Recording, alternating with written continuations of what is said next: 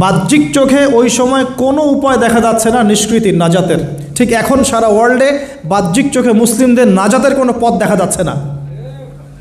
বাহ্যিক চোখ দিয়ে কি করবে মুসলিমরা? খালি পড়াশোনা করবে, না কমিউনিটি করবে, না জিহাদ করবে, নাকি তাগুতের এগেনস্টে লড়বে? কি করবে মুসলিমরা? নাকি সারাদিন বসে বসে মসজিদে তসবিহ টিপবে আর নামাজি পড়বে? কি করবে মুসলিমরা? বাহ্যিক চোখ দিয়ে এখানেও কোনো ফয়সালা দেখা যাচ্ছে না। তখন আল্লাহ রাব্বুল আলামিন মুসা আলাইহিস সালামকে একটা পরীক্ষাও নিলেন। একজন বলছে ইন্নালা মুদরাকুন, আমরা ধরা পড়ে গিয়েছে। মুসা আলাইহিস সালাম তখন বলছেন দৃঢ়চিত্তে, কাল্লা কাল্লা, কখনো না, ইন্না রব্বি মাইয়া সাইয়াহদিন, নিশ্চয়ই আমার রব আমার সাথে আছেন, তিনি আমাকে পথ দেখাবেন। সুবহানাল্লাহ। তাহলে আজকেও মুসলিমদের সারা ওয়ার্ল্ড ওয়াইড এই চেতনাই থাকা উচিত যে কাল্লা, কখনো না। আল্লাহ ইন্না রব্বুনা মা'ানা, নিশ্চয়ই আমাদের রব আমাদের সাথে আছেন, তিনি আমাদেরকে পথ দেখাবেন ইনশাআল্লাহ। এই পথই আমরা চাই, ইহদিনাস সিরাতাল মুস্তাকিম, তাই না? সিরাতাল লাযিনা আন'আমতা আলাইহিম গায়রিল মাগদুবি আলাইহিম ওয়ালাদ-দাল্লিন। এই বাস, যখন আপনি পুরো দমে আল্লাহর উপর তাওয়াক্কুল করে ফেলবেন, তখনই তো আল্লাহ রাব্বুল আলামিনের নুসরা নেমে আসবে ইনশাআল্লাহ। বদরের মাঠে নবী সাল্লাল্লাহু আলাইহি ওয়াসাল্লাম হাত তুলে দোয়া করছে, আল্লাহ এই 313 জন মুসলিম যদি আজকে শেষ হয়ে যায়, ইসলামের নাম নেওয়ার কেউ থাকবে না। দোয়া করতে করতে চাদরটা পর্যন্ত পড়ে গেল। আবু বকর সিদ্দিক দৌড়ে এসে চাদর উঠায় দিলেন, দিয়ে কান্না জড়িত কণ্ঠে বলছেন, হাসবুকা ইয়া রাসূলুল্লাহ, যথেষ্ট হয়েছে আল্লাহ রাসূল, যথেষ্ট হয়েছে, আর দোয়া করার দরকার নেই, ইনশাআল্লাহ আল্লাহ সাহায্য নেমে আসবে। আল্লাহ পাকের সাহায্য নেমে আসলো, হাজার হাজার ফেরেশতা আল্লাহ নামিয়ে দিলেন বদরের মাঠে ইনশাআল্লাহ।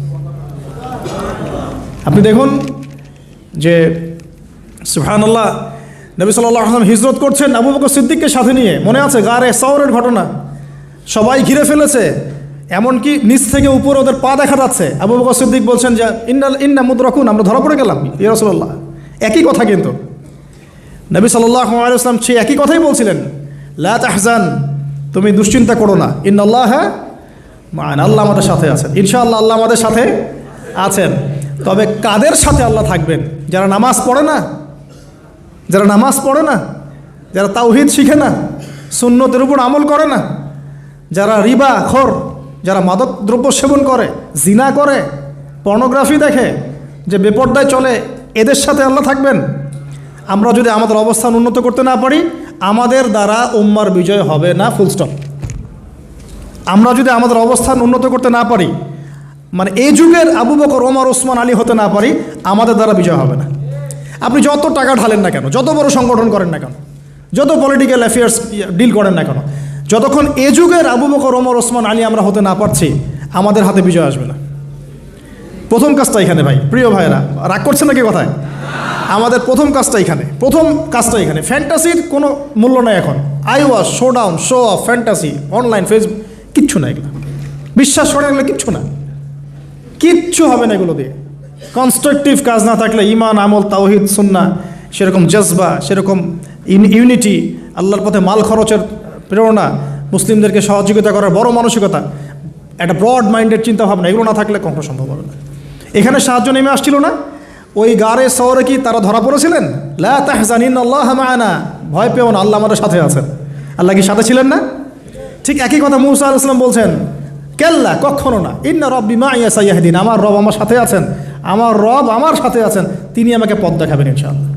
বলার সাথে সাথে মনে আছে ওই যে নমরুদ যখন ইব্রাহিমকে ফেলে দিচ্ছে আগুনে, জিবরিল আমিন এসে বলছেন, হাজাতুকা ইনদি, আপনার কোনো প্রয়োজন আছে আমার কাছে?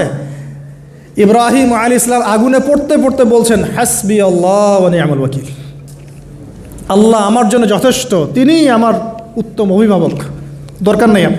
বলার সাথে সাথেই ইয়া নার কুনি বারদান ওয়া সালামান আলা ইব্রাহিম, এই আগুন ঠান্ডা হয়ে যাবে। এবার আমার বান্দা আমাকে ডেকেছে, তার কোনো পথ নাই চোখের সামনে খোলা, এখন আমার বান্দা আমাকে ডেকেছে, আমার উপর ফরজিয়াত আমার বান্দাকে এখন সাহায্য করা, এটা আমার হক, আমার বান্দাকে সাহায্য করা।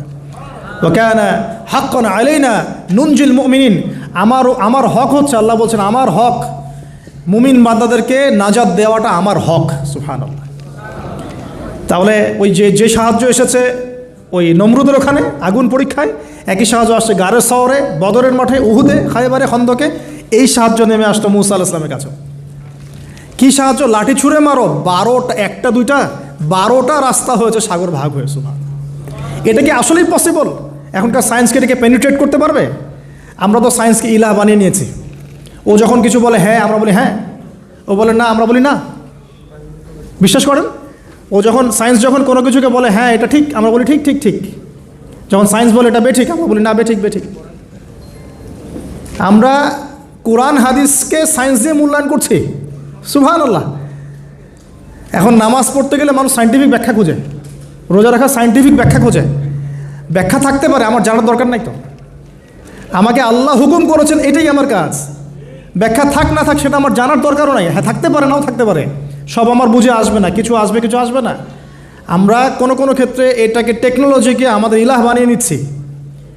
আপনি বিশ্বাস করেন, আমি আল্লাহর কসম করে বলছি, আজকে যদি নাসা বলে যে পৃথিবী থেকে লক্ষ কোটি আলোকবর্ষ দূরে একটা গ্রহের সন্ধান পাওয়া গেছে, ওখানে হুরপড়ি আছে, সোনা দানা আছে, মাটি হচ্ছে মিশকের আম্বরের এই সেই, মানুষ বিশ্বাস করবে হ্যাঁ এরকম কোনো গ্রহ থাকতে পারে?